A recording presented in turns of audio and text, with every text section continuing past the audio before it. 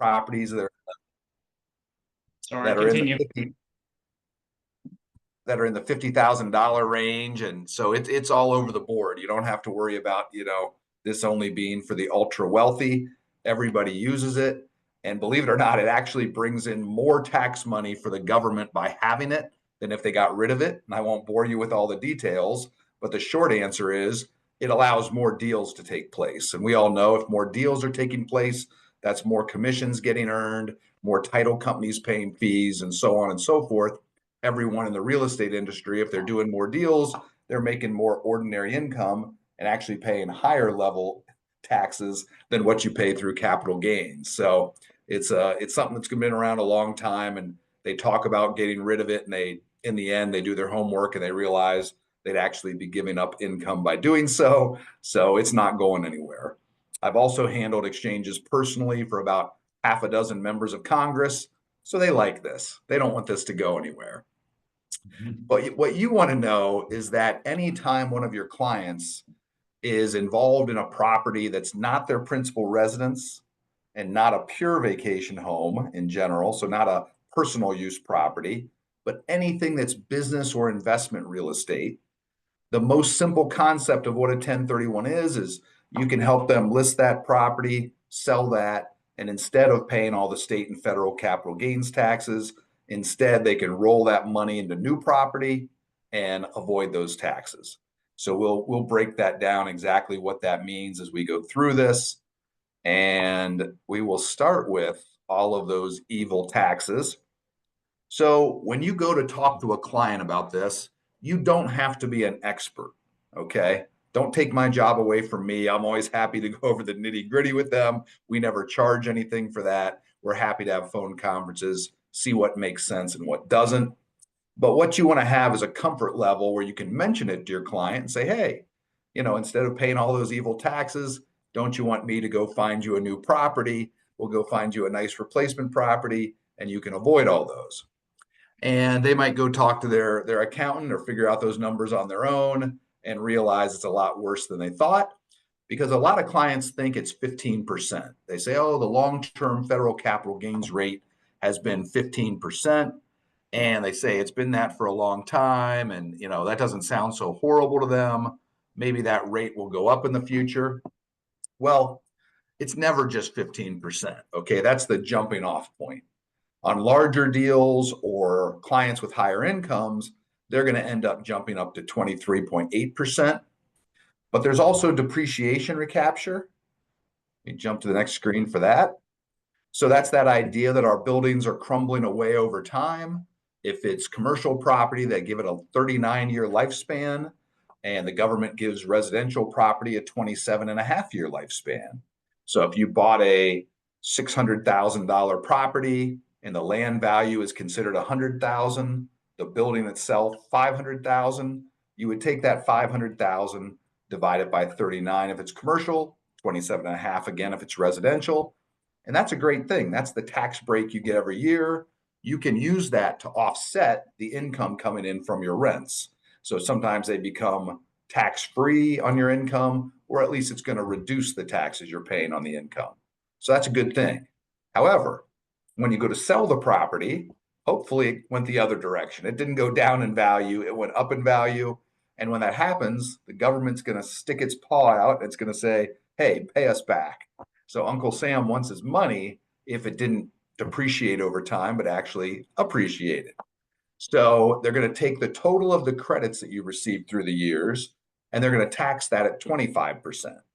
So that can be the largest tax on a lot of real estate deals, and one that sneaks up on your clients.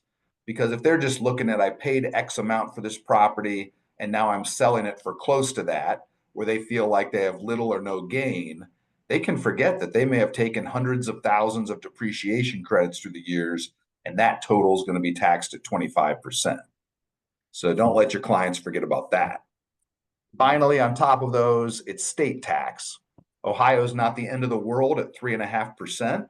That rate's actually gone down a few times in recent years, believe it or not. Some tax rates do go down.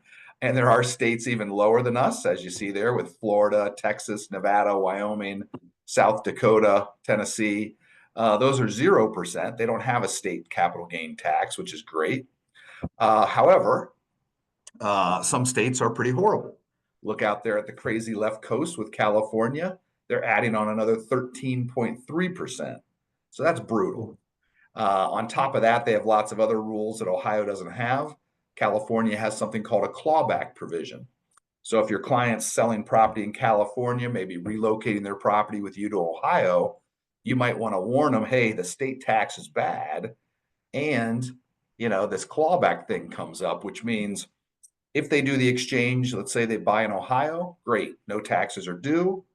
But if they sell Ohio later and don't exchange again, now California claws back into the deal for the taxes you would have owed back when you sold in California. So they're just brutal with all their tax treatment of everything out there. Thankfully, Ohio is a lot friendlier. All right, your takeaway on the taxes is simply that they're higher than your client thinks. They're not 15%. And make sure your client talks to their CPA or accountant.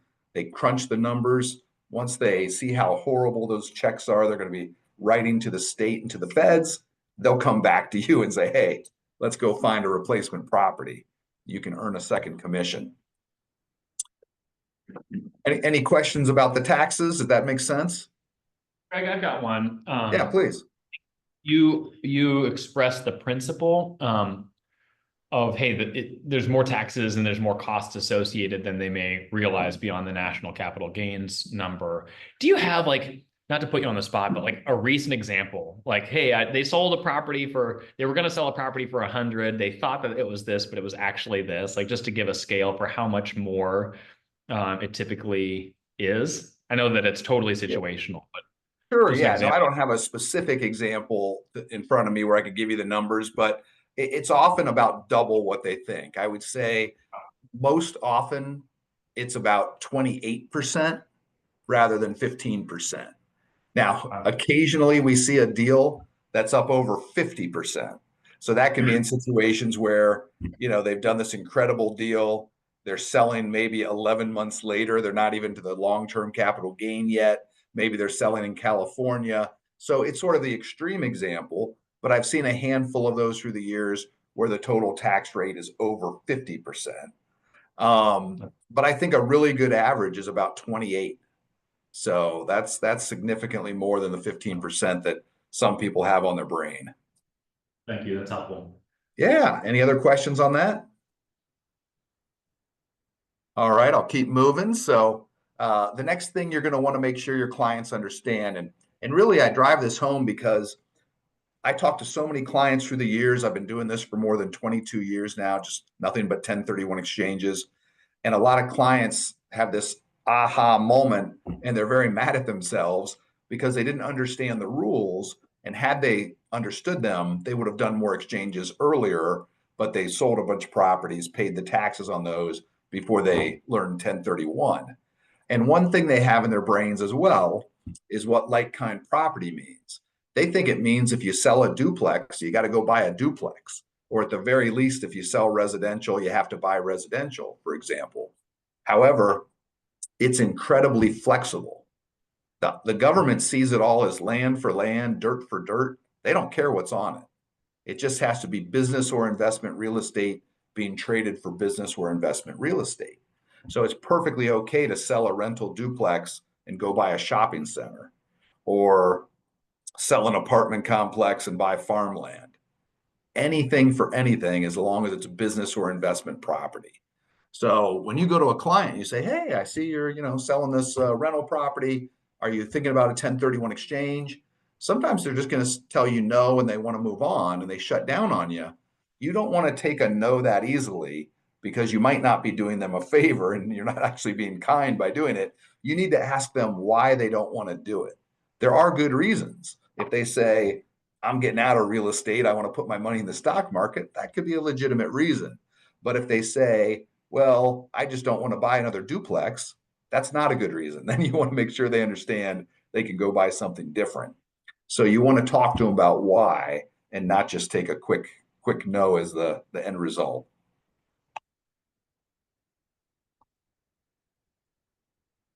Now, this is a little more complicated. It certainly makes sense that clients don't understand this part. And it's how you balance your exchange to get 100% tax deferral.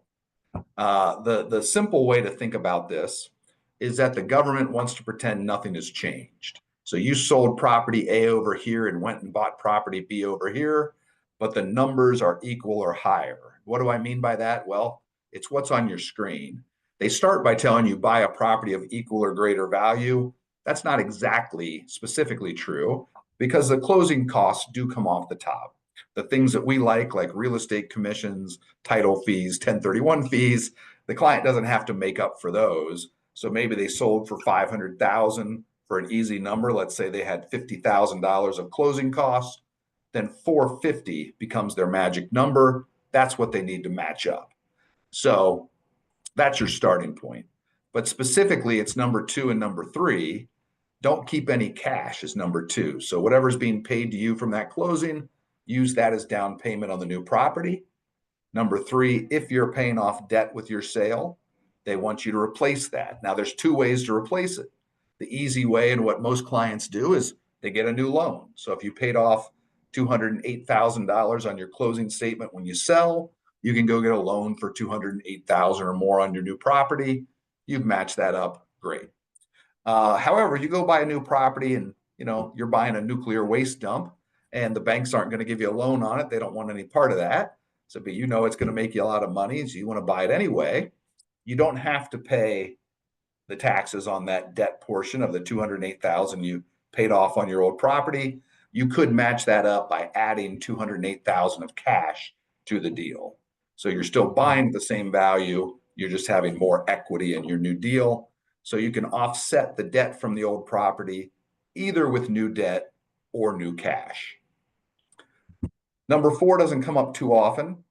This would be receiving non-like-kind property that they would consider taxable boot in the deal. And that would be, let's say your client sells $1 million of farmland in Ohio. I use $1 million as an easy number, not because it means anything.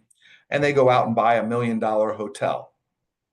At first, you think perfect, right? Real estate for real estate, business investment, no tax due. However, if it's a working hotel they're buying, they're going to be buying things that aren't considered real estate. There's the kitchen equipment and the furniture throughout the hotel and so on.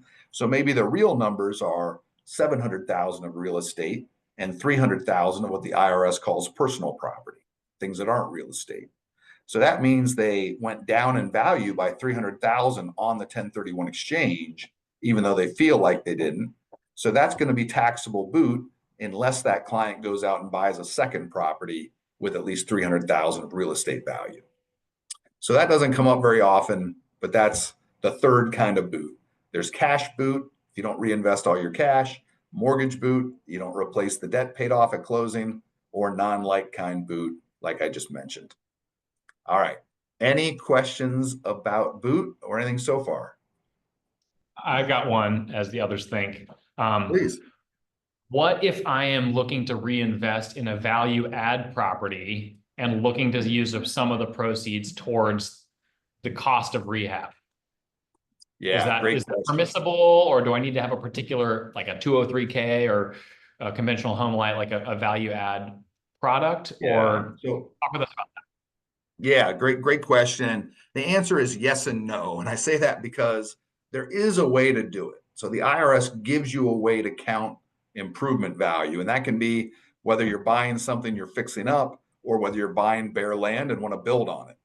However, they do not make that process easy. To give you an example, with standard exchanges, fees I think are pretty reasonable. In a normal exchange where your client sells first and buys last, we charge $1,000 to set up the exchange and handle the sale. We charge $250 for the replacement property purchase.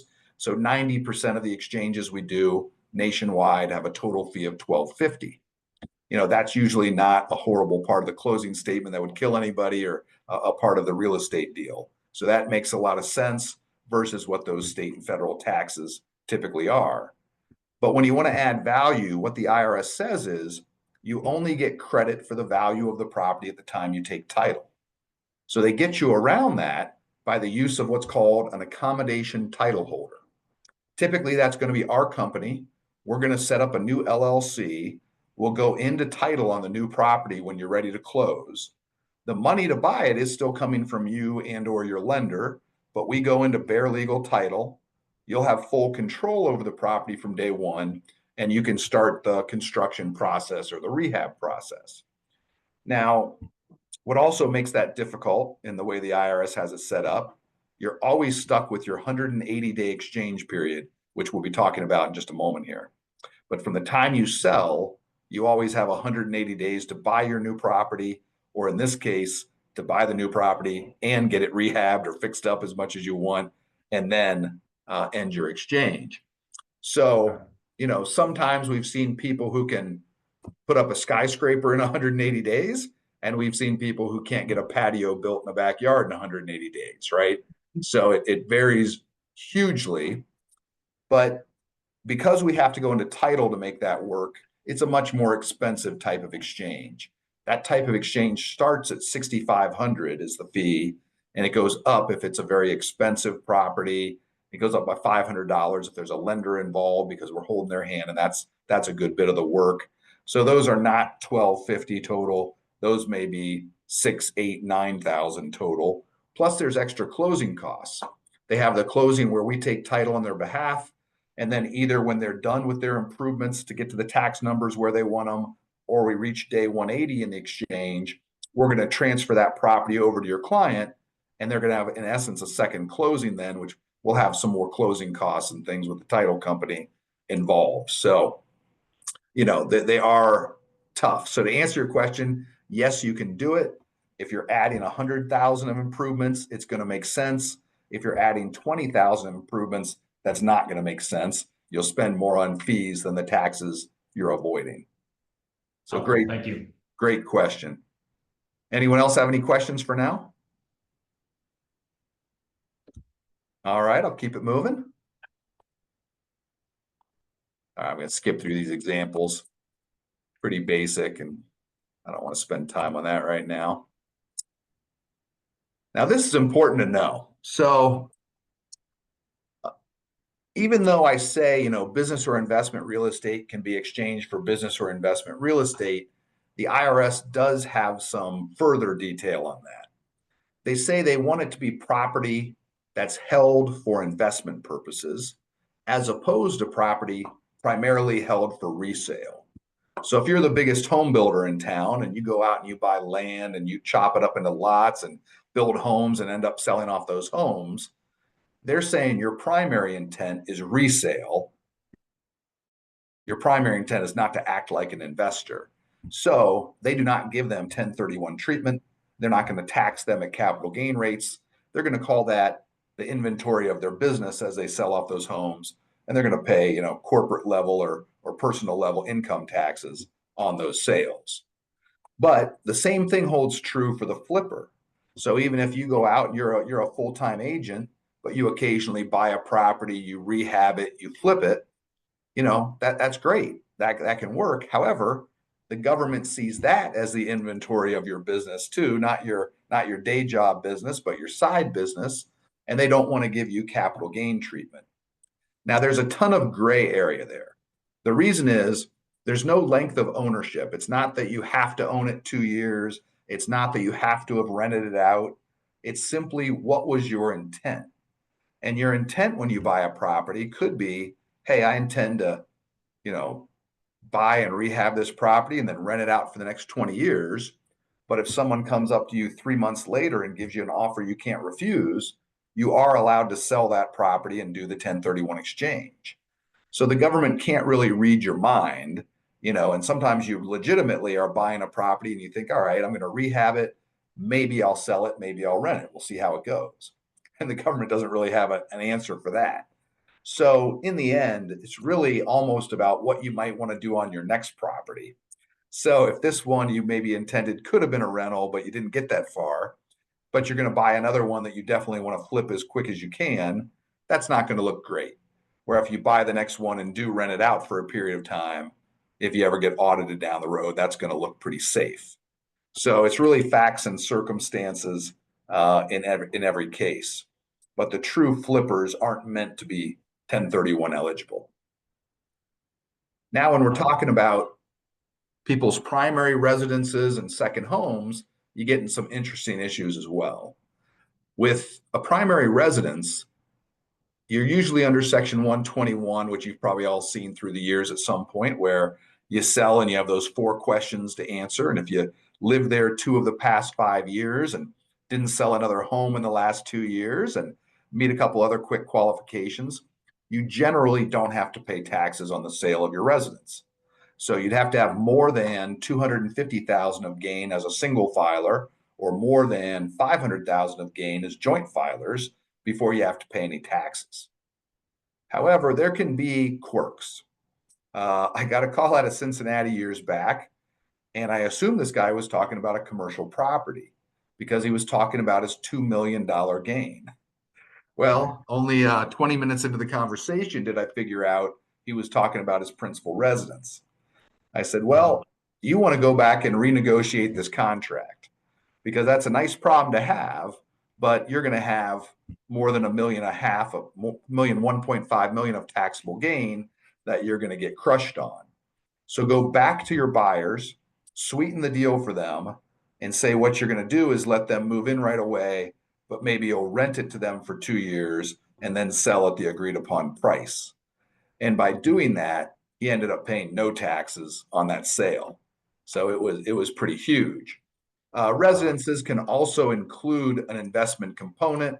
You've got the apartment over the garage that you rent out, those types of things.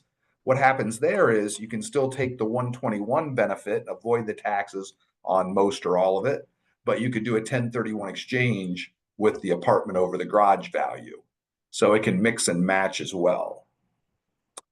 And then the thing that comes up even more is the mixed use vacation home. So they say, hey, Greg, I'm selling this industrial property. I want to go buy a house on Lake Erie or Hilton Head or Florida or what have you. Ideally, I'd like it to just be a family vacation home and never rent it out. But I know from what you've said that that's not going to work. It's got to be business or investment. So what can I do? The IRS came up with, I don't know if you hear the train going by my office, but the IRS came up with a pretty favorable ruling there. They came out with a safe harbor. The safe harbor means if you follow it, your 1031 exchange can't be challenged. If you don't follow it, you'd still have to get audited, and then they decide if you qualified as investment or if they thought it was really personal property and was not 1031 eligible. But what the safe harbor says is for the 2 years after you buy that beautiful vacation home you want, they want you to rent it out at least 14 days per year. That's pretty easy. That's not the hard part for almost anyone. The other part, though, is they limit your personal use to either 14 days or 10% of the total number of days rented. So if you rent it out 300 days, now you get 30 days of personal use in that year. But just for 2 years, you got to live with that 14 days of rental, no more than 14 days of personal use in general. Once you get to year 3, now you can do anything you want with the property and you can't be challenged. So that's pretty favorable, really. You could go move into it, make it your principal residence. You could now use it as just a pure vacation home for your family if you want, and so on.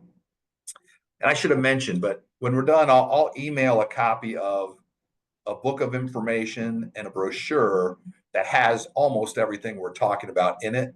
So you'll have all the details on these rules that I'm talking about. So just that's coming. All right. Any questions about this stuff with the flippers or vacation homes or principal residences? I don't think so. Okay, great. Price, most of our folks are more residentially focused, and our average sale prices around here are 220, 230. And so the major gains are less likely to be seen in our specific community, but helpful to know nonetheless. Sure. So yeah, you'll see some of these, and you'll see ones where people move out of their house into a new home, and then they start renting out the old house and eventually sell it. They'll use 1031s there. So there'll still be plenty of opportunities with those. This will come up. All right. Now, I've been talking about the standard exchanges and the 180 days. So this is what we're talking about. I get a call at least twice a week where somebody has a perfect exchange, but then they tell me they already sold their old property on Friday and closed on it. And I got to say, oh, it's too late. You got to have the exchange set up prior to the first closing. That's usually the property you're selling. And so doing it after the fact just doesn't work. So what's going to happen? You get a property into contract. That's the time to get in touch with a qualified intermediary. Uh, we'll talk to you, make sure the deal works. We'll end up talking to the title company. We'll have them send us a copy of the contract and the title commitment. Once we review those, we'll draft up the exchange documents. We'll get those out to everyone. Your client signs those at or before the time of closing, so that after closing, they have no right to the money. If they touch the money or even have the right to the money, it becomes a taxable sale. So our company is the qualified intermediary. We actually get assigned into the contract to become the technical seller. Even though on most deals, we don't have to go into the chain of title, we're still the technical seller. That's what allows the title company to wire those funds to us, and we hold those on behalf of the customer. And then from that closing date when they sell, they only have 45 days to identify what they may want to buy. They're not required to be in contract, but it's best if they are. And it's perfectly okay for you to get them into contract even before they've sold, even before they're in contract to sell. In a perfect world, you'd have a contingent contract. All right, client needs to sell, 100 Main Street, and then we'll go buy this new property. That way you can keep it a simple exchange where they sell first and buy last, if that seller's willing to have a contingent offer.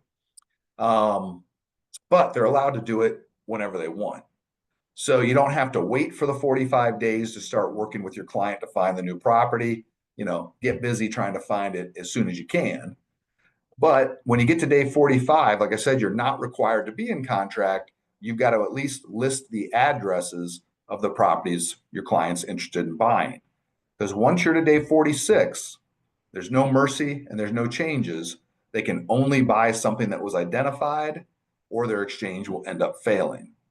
So that's really important to know, and you want to move quickly. On your end, it's kind of a great thing too. Yes, that's some pressure, but you have a highly motivated client. They're not the client that can keep you, driving them to see properties for 2 years. That's not going to work. So so 45 and 180, this is the most standard type of exchange. This is what most people are doing most of the time. I don't have to be a very good salesperson for this, quite honestly. You just tell people, hey, here are the taxes. Would you rather pay those, or would you rather reinvest 100% of your money and get to use it all to reinvest and get into more real estate? And usually they go for the latter. However, there are times where either their tax isn't especially large, or they just don't know what they want to buy. Certainly over the past several years, we hear a lot of people saying it's a great time to sell. I'm getting a great price, but I don't have to buy in the same marketplace. Well, usually they end up happy. Usually they can find a deal. But if that's their mindset, sometimes I teach them about the mini deferral. The mini deferral can be a benefit of even a failed 1031 exchange. So let's say your client is selling today. What are we? December 11th.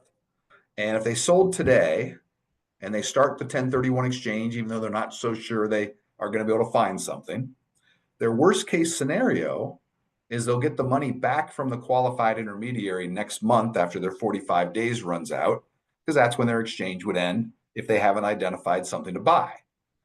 Then at that point, normally they just don't report a 1031 exchange. They pay the taxes as normal. However, in this case, they sold a property in 2024, but they didn't get their money until 2025. And the IRS realizes that. So they can go ahead and report it as an installment sale and say, yep, sold December 11th, 2024, got my money January 2025. Now they don't owe their taxes until April of 2026. So that could be a nice benefit of even a failed exchange. You can also use that for the full 180-day period. So if your client sold a few months back, they need to identify property to keep it going past 45. Then the same thing applies. They'll end up getting their money back in the next tax year.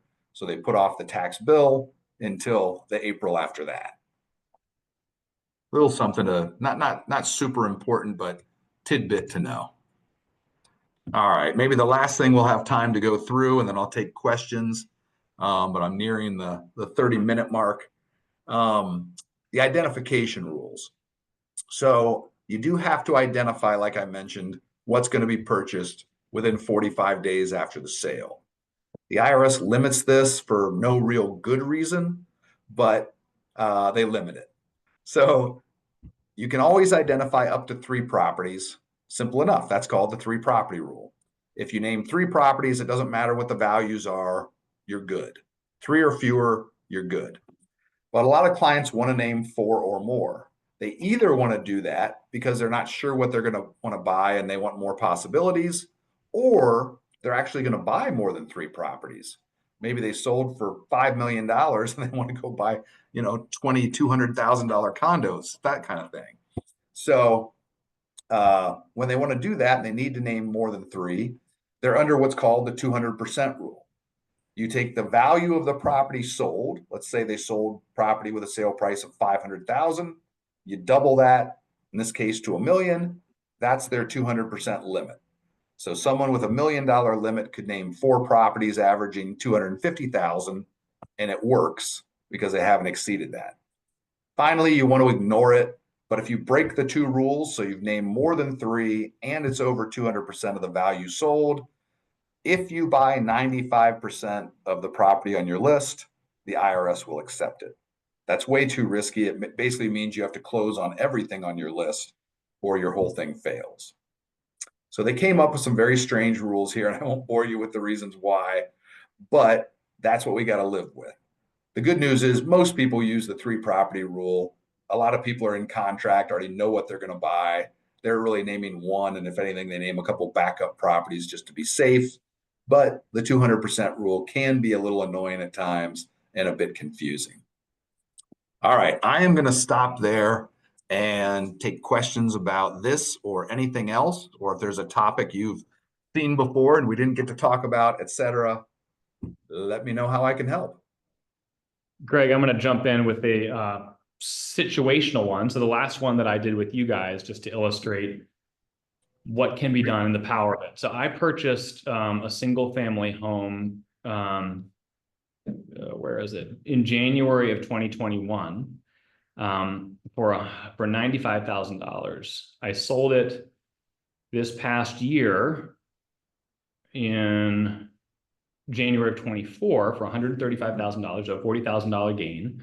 I put the proceeds into a 1031 and purchased 3 duplexes valued at $475,000.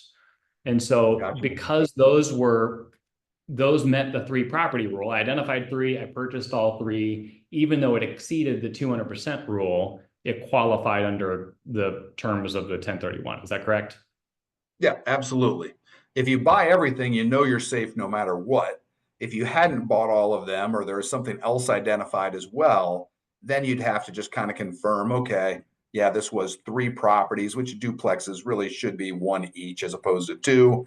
If the duplexes were such that they could be sold separately, then the IRS might actually consider that 2 different identifications, even if there's just 1 seller selling it together.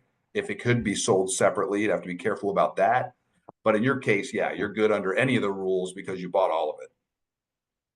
One thing I'll ask before anyone else asks anything they're curious about is, can you talk with me about entities selling or purchasing? Hey, if I'm selling a single family that I owned and I'm looking to invest with my brother and we're forming an LLC together, does a 1031 work for that? You want to talk a little bit about when the entity changes from the sale to the purchase?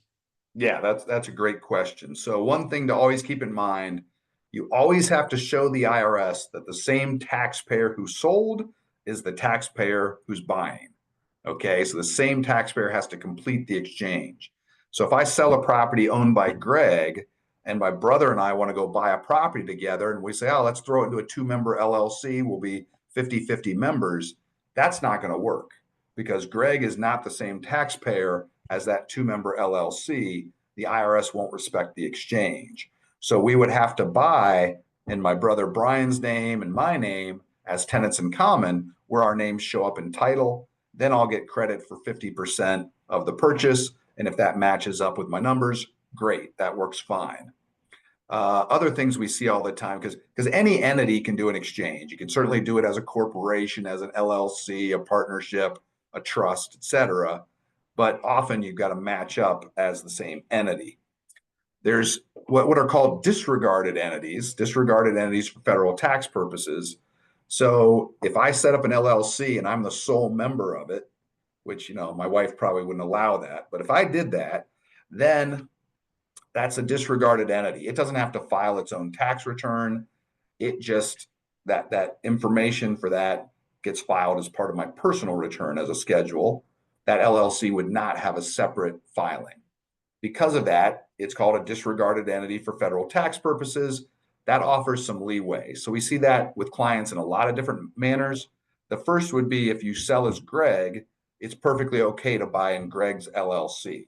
The IRS just sees them both as Greg and Greg's social security number, even though that LLC has an EIN. Sure. And if you sell as the LLC, Greg's LLC here, and I go to buy, but the lender says, you know what, we don't loan to LLCs. Or if you do it that way, we're going to charge you a commercial rate, charge you a higher interest rate. I would be allowed to buy in my own name. So it works both directions. Other things that go on are where your clients, let's say it's a 3-member LLC, they're each a third owner. And then it turns out when they sell, some people want to exchange and some people don't. All right. There's always a way to get them there, but you're going to want to plan this in advance some. So, don't wait till the last day of closing to say it's not going to be the LLC being the exchanger. You can do the standard drop and swap, which is different from the Ohio drop and swap. The old school drop and swap is like if there's 3 members, Mary and Jane and Joe, and Mary and Jane want to exchange and Joe doesn't. Mary and Jane could actually keep the LLC and drop out Joe. So they deed out 1/3 to Joe before you deed over the buyer. Or if everyone wants to do their own thing, they would deed to all 3 before they deed to the buyer. Then they go their own directions. Now, you've probably heard of the Ohio drop and swap, but if you're not doing much commercial, you may not have. But in Ohio, it's very popular as you're a buyer, you ask the seller to drop the property down into a new LLC and then transfer 100% of the membership interest in the new LLC over to you or over to your entity. The reason for that is Ohio is really the last state where this is still legal to do. And by doing that, you don't tell the county what your purchase price is, so that's not as easy for them to jack up the real estate taxes on you. And the seller usually doesn't pay the conveyance taxes. So that's very popular, especially in large deals in Ohio, to drop it down from whoever owns it to a new LLC, transfer the membership interest.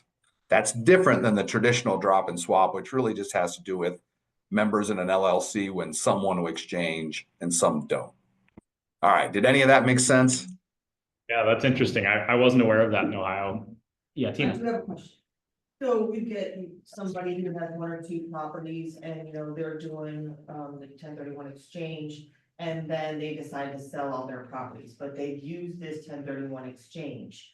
Do they get that tax implication after they sell those properties since they've used this program for those? Does that make sense? Gotcha. I think I heard that. So let me repeat it back and tell me if I heard it right. So you're basically saying where people have done previous 1031 exchanges and now they're selling a property down the road. Is that right? Correct. Yes. Okay. So yeah, if they choose not to exchange again, they are going to pay the piper at that point. They would pay the taxes. And the tax basis from the old property moves forward into the new property. So a lot of our clients are doing what we call swap till you drop. Okay. You never sell and pay the taxes. Instead, you always roll forward, growing your empire, growing your rents and so forth. Eventually, we've all got to meet our maker. When you pass away, your estate pays no tax and your heirs pay no tax. It does become tax-free when you die. So we call it swap till you drop. But if you sell while you're alive and don't exchange again, you would pay the tax bill at that point. And correct me if I'm wrong on this, Greg, to get a level deeper. So like that one that I sold this January that I had purchased in the 3 Januaries prior, that had actually been purchased through an exchange. So I basically have a double exchange in play through the now 3 duplexes. And if I were to sell one of those 3 or those 3 without 1031ing them, I'd get basically hammered twice over. Is that accurate? That's correct. In essence, you'd be paying the taxes you would have paid with each sale. So it'd be a big tax bill. That's right. Yeah. Kind of need to commit or be hyper aware of the implications because it can be costly. And That's right. with the inheritance bit, you guys probably all know, but when heirs inherit a property upon transfer on death, it's inherited at the stepped up basis. So it's not inherited for what dad bought it 4 years ago. It's inherited for what it's worth today. And so should they continue to hold, the gains would be based upon the value upon when they inherited it, not from the initial acquisition. Is that accurate, Greg? That's completely correct. And it's based on any real estate. It doesn't have to be a 1031 or not be a 1031. So whatever real estate gets passed on, you'll get that stepped up basis in almost all cases. And yeah, so if you leave that property, your favorite daughter, and it's worth 300,000 when you pass, and she says, great, thanks mom or dad, but I don't want to deal with this rental property, and she sells it the next day, it's just 100% tax-free money to her. Yep. That's the best time to sell it if you're going to. No doubt. Other questions? Ben's got one. Ben Gilbert with Fellowway Legacy, Greg. Can you speak to this situation? So earlier this year, I had a client that was looking at a house, or I showed a house to a client that was on Lake Erie as a condo. And it wasn't so much that we were looking for a 1031 exchange, it was the seller, it was agent owned. And so, we were told that we were gonna have to make sure with my buyers that they were gonna be okay with that. Are there any concerns that I need to be wary of, that I need to, advise my clients of by saying, okay, yeah, we're okay with it? I mean, are they affected in any way by it being 1031 exchange? Yeah, there's nothing to worry about. The exchange does not truly affect the other party in any way, other than really, again, especially when you're selling a property. So a buyer is coming in as a 1031 buyer. That's just a plus for you and your client, because that money is sitting there with a QI, they're on a timeline and they're very motivated, but there's no negative to it. In fact, in general, the other party doesn't have to sign anything technically. What the IRS requires, and this is only required because these rules go back 100 years, but they require you to make the other party aware of the exchange. So we have a document called the acknowledgement form that can be signed by either the exchanger, the other party to the contract, or the title company. And just one of them needs to sign to say, yes, the other party was made aware. And then you're covered as far as the IRS rules. So technically your client shouldn't have to sign anything, but many QIs will have them sign an acknowledgement form. That's perfectly safe. But yeah, there should be no downside for the other party to someone's 1031. Other questions? Kind of deep down the rabbit hole if you're not in this space, but lots of really good info. Greg, are you able to email this deck across? Or you said you were going to share a kind of a info book with me, is that right? Yeah, I'll try to email you this too. Great. I'll send you the long version of it. It'll have even more things than what we got to. So yeah, feel free to take a look through that, assuming it'll go through on the email, but I'll definitely send over the book of information and the brochure. If you're trying to send information to a client, just email them the simple brochure. That's usually what's going to be not too much information, but give them the basics. If you have someone that wants to know everything, you can give them the book. But yeah, I'll send it over in a moment here. That'd be fantastic. And to Greg's earlier point, this can be a way, you're not going to generate loads more transactions, but whenever you hear someone, hey, we're looking to sell our property, it's a good question to ask. And it has the potential to generate another transaction for you on the other side that might not otherwise have been. So it can be a business generator if you're thoughtful about it. And it certainly is a tool in your tool belt as you seek to serve your agents or your clients at a higher level. And that's Yeah, your- absolutely. And we've learned that when people start exchanging, they're very likely to continue exchanging. So in essence, you've created a new customer for life. That's right. And as a client of your company, Greg, I can vouch for the quality of the work that you guys do. So if you do have someone that's interested in learning more, I highly recommend. I met them through a Google search 4.5 years ago, and you guys have been fantastic. The only question I have is. Oh, one more question. Change. Who do we think? Well, this guy, our accountant, an attorney. Yeah, yep. Greg will connect you with the person, kind of the processor. So I work with Daryl. Daryl is his, his Courtney James, so to speak, who actually runs the deal. And yeah, it's Yeah, that's right. I would typically do the initial call, make sure it works, go over the details with you or your client, and then I'll review the contract and title commitment. At that point, when everything looks good, I send it over to Daryl or one of the 6 other coordinators out of our headquarters in Chicago. Daryl crunches out the documents, sets up the new bank account and so forth. And then throughout the process, you can deal directly with him on most technical issues. But if you have more of a lawyer type issue, then you just call or email me.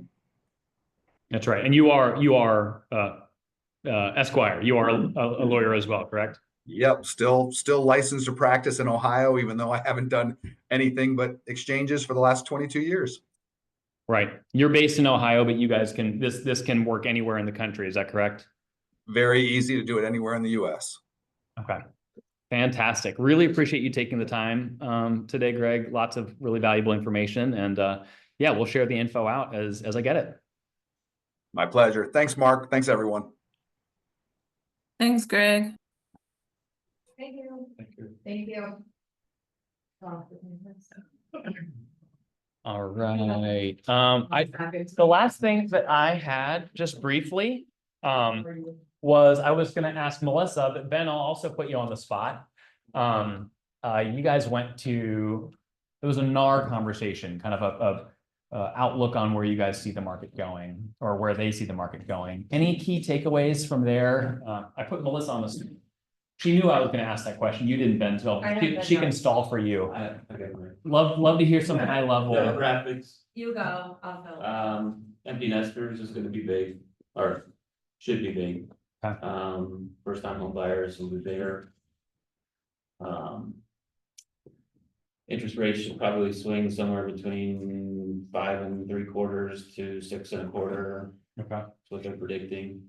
So that should help speed things or help free up some buyers out there, and inventory is gonna be a little higher, maybe not substantial, but it'll be higher. Mhm. Should be a better year for all of us, and we should see probably 20% of the agents fall out of the. Yeah, you shared that with me yesterday. Roughly 300,000 of agents nationwide, they anticipate getting out. How many are on that? In Ohio, Is it 60,000? I don't know the answer to that off the top of my head. But I did like the statistics we shared this morning, about all of the agents in the US. 50% Oh, yeah. closed. 50% closed 2 or fewer homes in 2024, Yeah. and 75% closed 5 or fewer homes. So a lot of agents struggling out there, and which means you should be encouraged if you're doing better than that, which if you're in this room, you are. You It's should only be. like, is it 2% of people close 10 or more of the agents? I don't know that. It would have to be. A little bit more than that. 25% because we're only, if you have 5 or less or 7. But yeah, if you figure those people, it's like who aren't making a living, it's like I tell folks you need to sell a house or 2 every year just to cover your board and MLS dues. Yeah. And if people are just treading water, and Christmas is coming around and the market's tricky, like we can expect that to help. Yeah, I have some numbers here, from that. So the median age of a buyer in 2023 was 49. And this year it was 56. First time home buyer age the year before was 35, now it's 38. 73% of all buyers did not have a child under the age of 18 in the home. I'm sorry, what was that? 73% of buyers did not have a child under the age of 18 in the home. 26% was all cash, 17% purchased multi-generational homes. Yeah. Buyers viewed on average 7 homes and 2 online. Typical age of sellers increased to 63. And 6% of the sales were FISBOs, which is an all-time low. He covered interest rate, this is that his name? Lawrence Yun, yeah. He says he does not think we'll be in a recession because business confidence has raised with the election. There's more inventory, and realtors always adapt to new rules because they're constantly having to adapt to new rules. We could just study shift constantly because that's what's always happening. Brian Buffini said there will be 300,000 less members with NAR. Now, I asked if that meant people were dropping out of NAR or was that agent, and they said it was agents leaving. So I don't know how many there are, but he said 20%. Teams will become more prominent. The gap will widen between the haves and have-nots. 47% of agents sold 0 homes last year. Out of 700,000, I don't know. The thing with that though, the stats that you guys are all throwing out, Ohio doesn't recognize teams and there's other states that don't recognize teams. So of course, there's a lot of agents that sell 0 homes. Yeah. So I asked if 47% included team agents or didn't. So I was waiting for the response on that.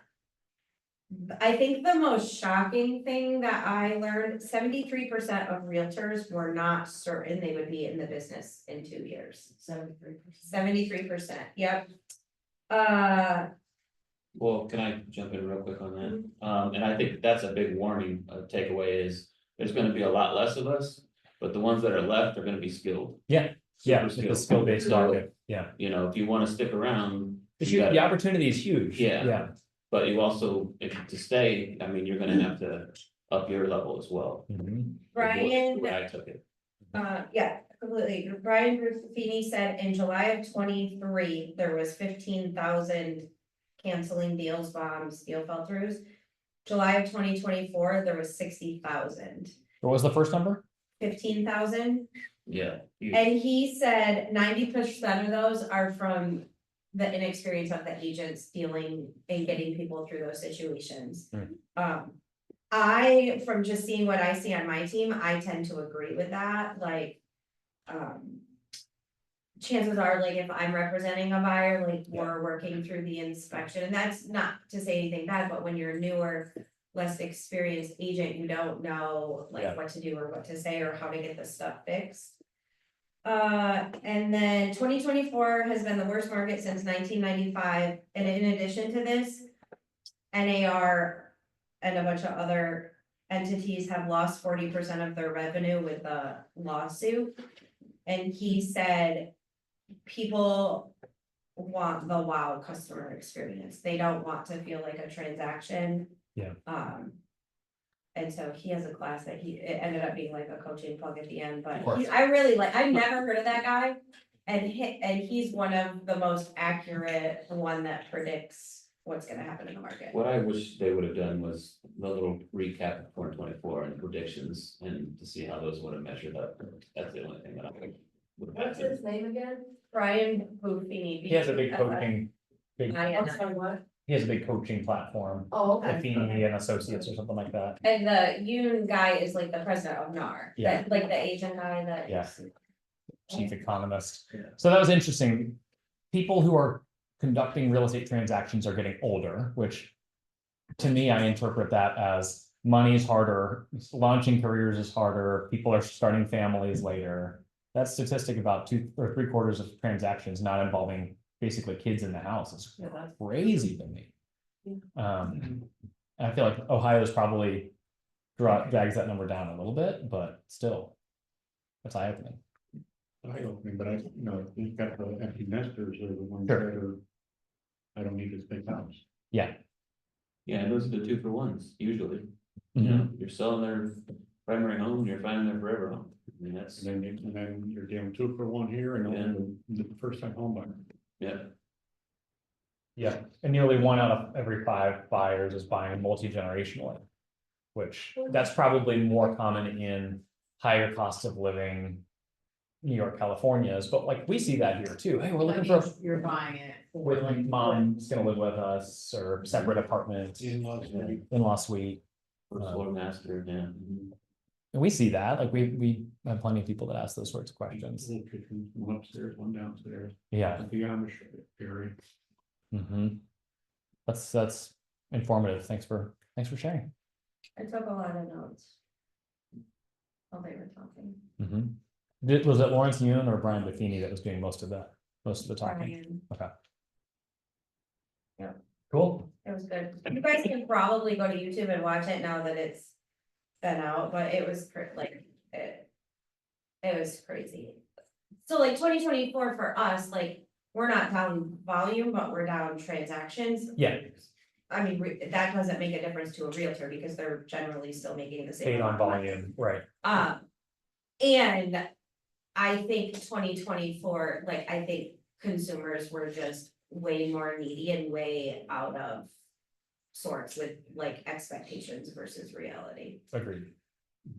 And today, December, or whatever today is, 95% of the people that I talk to about buyer agent agreement, or when I do a listing and talk about the commissions, 95% of them have no idea about the lawsuit. Yeah. Like, they don't know. Yep. Uh, So when you're just on that, Melissa, so when you're engaging with a new client, knowing that they probably don't know about it, how are you bringing up how things work now? What's your like opener to Well, initiate the I always conversation? make jokes with people about things, and we're typically trying to get it signed before we go to the showing, because. I mean, overall, I think the buyer agency agreements are good for realtors, so they're supposed to be better for the consumer, and I don't think it is. I use a lot of quotation changes, consumer protection. Yeah. Yeah, That's and good. I just tell them, like, I know this is really awkward because we've only had a 5-minute phone call conversation and I'm gonna ask you to marry me. And Or at least pay for the date. yeah, so I'm just kind of generally making jokes with them, and then I do highlight, like, this is how long the term is, this is my commission, this is. How you get out of this. I know Brant sometimes does like a what, cause it's so awkward, like, I don't even know if I like you, I don't know if you smell funny, I don't know if you're showing up on time, like, I don't know if you're gonna do a good job. So we might make it for a few days, a week, and then they can decide, but we also tell them like how they can get out of it. The only thing that really, really concerns me for agents, because Rich said you can come down on the price, but you can't go up on the price. And so we're generally putting 3%, but then if it's 2 or above, we're settling. Sure. But that's gonna cause a discriminatory lawsuit too, because why was it 2% for Brant, 2.5% for Ken, and 3 for Ben? Because And same with exclusive rights to sell, like, some sellers are 3, some are 3.2, some are 2.5, and so. That's just gonna cause, cause you're doing special favors or whatever. But that's also like if you have 2 people bidding on the same house and you do 155 for one client, you do 150 for another, the same thing, both things are negotiable. So each one is situational, I'm asking for this because of this client and this.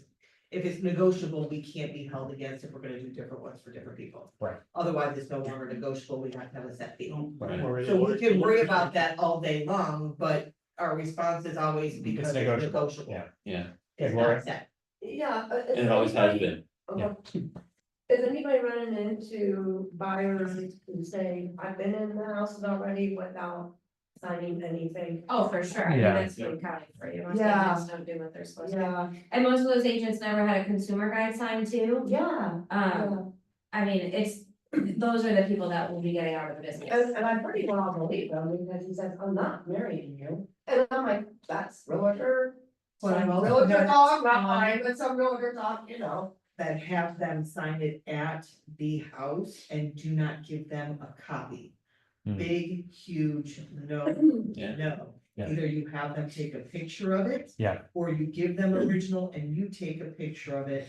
Talk to somebody today, I I signed some document in it, but I don't, I said, did you get a copy of it? You gotta make sure Yeah. that you are not. Yeah, even if it's just a picture, just something to. Give them the Yeah. original, you take a picture, you can put it on the PDF and have a copy of it. But these people are just having them sign willy-nilly just because I have to have it signed and not giving a copy. Yeah. And that's gonna get Gets you a in lot trouble. of people in trouble. I didn't know what I was signing. It's like, that's kind of what That's got what us in she said trouble in today, the and first I'm like, place. well, you're gonna send her an email regardless of what it is, saying you wanna break that relationship before I'm able to have you sign mine. Yeah. And she's like, I get that. Okay. Yeah. And there's listing agents that aren't even bringing it up. I mean, I was on a flight and I landed, my client says, hey, I wanna see this house today. I've already talked to the listing agent. It's like, well, I'm in LA, so I can't show you the house, but, I've got an agent, actually had Ken on call to help me out, and, they talked to the listing agent that he was gonna show him the house, never once talked You about don't the have house. to as You a don't listing have to agent. as a listing agent. It's Correct. also at the, I do to cover my. I do, but you don't have It's not to. required. It's not required. No, Okay. Yeah. Huh, like, Kinda wild. listing agents have a foot up on you. okay. And that's why they can steal your deal. The day before. Yeah. Becky, Matt, thanks for being here. I'm gonna end the Zoom. Okay, have a Enjoy. good day. You too.